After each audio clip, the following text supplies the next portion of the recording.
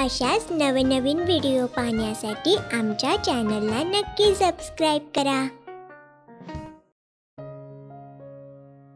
इयत्ता चौथी, विषय बालभारती, पाठ क्रमांक 5. मला शिकायचंय. प्रश्न पहिला. एका वाक्यात उत्तरे लिहा. स्नेहा का रडत होती? स्नेहाचे बाबा स्नेहाला पुढे शिकू देत नव्हते, म्हणून स्नेहा रडत होती. सरपंचांनी बबलीला कोणत्या इयत्तेत प्रवेश घेतला होता?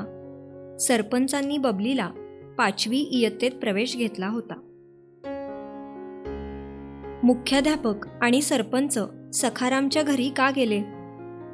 स्नेहाचे बाबा स्नेहाला पुढे शिकवणार नाहीत असे समजल्यावर मुख्याध्यापक आणि सरपंच सखारामच्या घरी गेले. स्नेहाला अतिशय आनंद का झाला?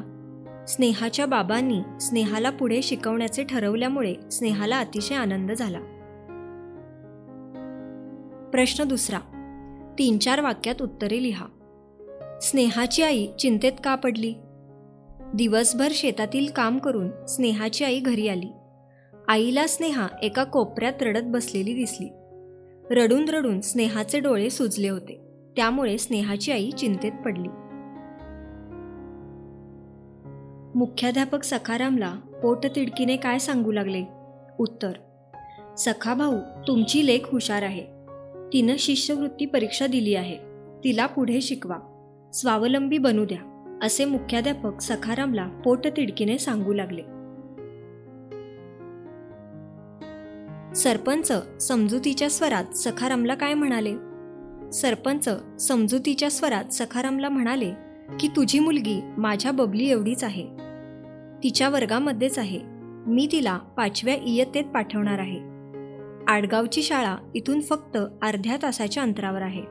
माझ्या मुलीबरोबर तुझी मुलगीही एसटीतून जाईल. सखारामने शेवटी कोणता निर्णय घेतला? स्नेहाचे शिक्षण अपूर्ण ठेवणार नाही. दिवस रात्र कष्ट करीन, रक्ताचे पाणी करीन, पण माझ्या मुलीला शिकवीन, असा निर्णय सखारामने शेवटी घेतला. प्रश्न तिसरा. खालील शब्दसमूहांचा किंवा वाक्प्रचारांचा अर्थ सांगून वाक्यात उपयोग करा. चिंतेत पडणे म्हणजे काळजी वाटणे.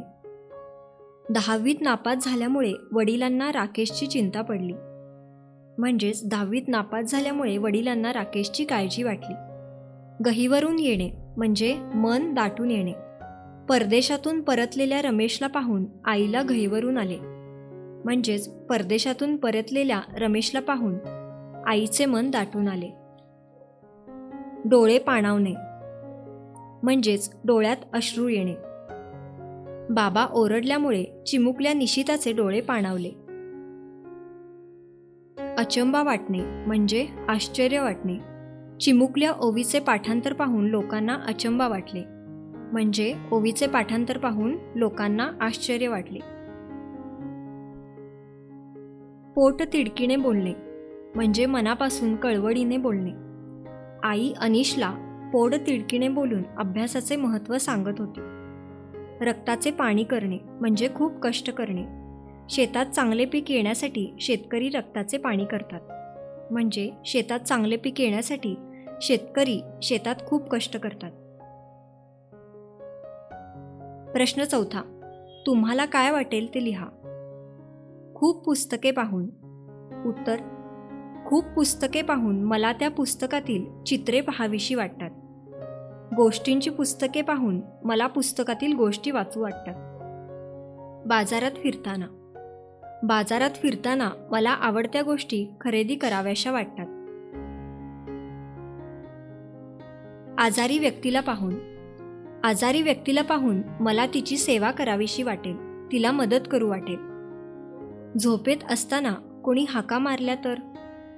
झोपेतून खडबडून जागे होऊन कोण हाक मारत आहे ते पाहू. प्रश्न 5. खानदेशातील लोक कसे बोलतात याची काही उदाहरणे खाली दिली आहेत. पाठातील संवादाची हीच वाक्ये तुम्ही तुमच्या परिसरात कशी बोलाल ते त्या वाक्यासमोर लिहा.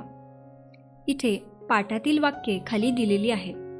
त्यातील प्रत्येक वाक्यासमोर ते वाक्य आपण आपल्या परिसरात संवाद साधताना ते वाक्य कसे बोलतो हे लिहायचे आहे. पहिले वाक्य आहे, ओ माय माले पुढे शिकान शे. हेच वाक्य आपण आपल्या परिसरात संवाद साधताना असे बोलतो, ए आई मला पुढे शिकायचं आहे. स्नेहा तुले चौथी लोंग शिकाड. आते आणखीन पुढे शिकीसन काय करशील तू. स्नेहा तुला चौथीपर्यंत शिकवलं, आता अजून पुढे शिकून काय करशील तू. अरे सखा तुन्ही पोरगी एवढीच म्हणनी बबली, तिनाच वर्गामधनी. अरे सखा तुझ्या मुली एवढीच माझी बबली, तिच्याच वर्गातील. मग पोरगी ना बाबत माच असा भेद कसाले, मग मुलींच्या बाबतीतच असा भेद का. अपुरं शिक्षण नको, दिनरात कष्ट करसू, रगतन पाणी करसू, पण मन्नी आडेरले शिकाडसू. अपूर्ण शिक्षण नको, दिवस रात्र कष्ट करीन, रक्ताचं पाणी करीन, पण माझ्या मुलीला शिकवेन.